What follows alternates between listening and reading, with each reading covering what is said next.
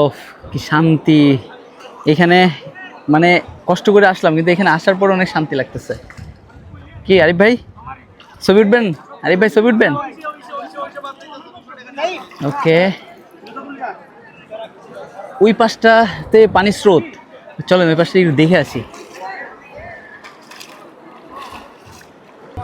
ওইখানে নির্দেশনা দিয়ে দিচ্ছে যে পিছনে চলে আসে, কারণ ওইটা সীমান্তে ইন্ডিয়ার সীমান্তের মধ্যে চলে যাইতেছে ওইদিকে, এই জন্য বারবার এখান থেকে নির্দেশনা দিয়ে দিচ্ছে। গুড ওয়ার্ক, কারণ ওইখানে গেলে ইন্ডিয়ানরা তো খুবই খারাপ, ইন্ডিয়ান বিজিবিরা,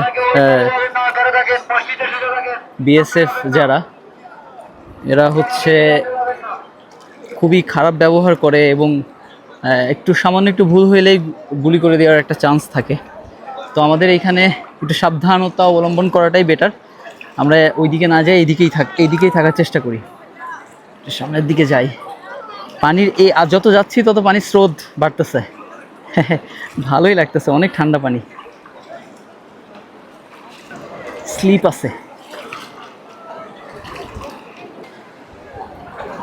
আর না যে আমার প্যান্ট ট্যান্ট আবার ভিজে যাবে একদম, এই যে হাঁটু পর্যন্ত ইয়া হয়ে গেছে, ভাঁজ করে রাখছি তাও ভিজে যাইতেছে। পরে আমরা নামবো ইনশাল্লাহ। এই সাইডে একেবারে পানির স্রোত অনেক, অনেক ঠান্ডা পানি, অনেক জোস।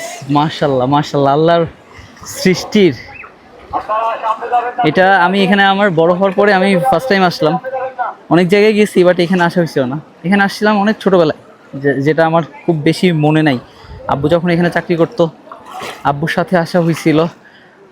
মেবি আমার মনে আছে, একটা ছবি আছে, ছোটো মামা, আব্বু, আমি, তারপরে আমার একটা ফ্রেন্ড ছিল আমার বয়সী, আলামিন, ওর বাবা, মা, তারপরে আমি, মামুনি, সবাই মিলে আসছিলাম।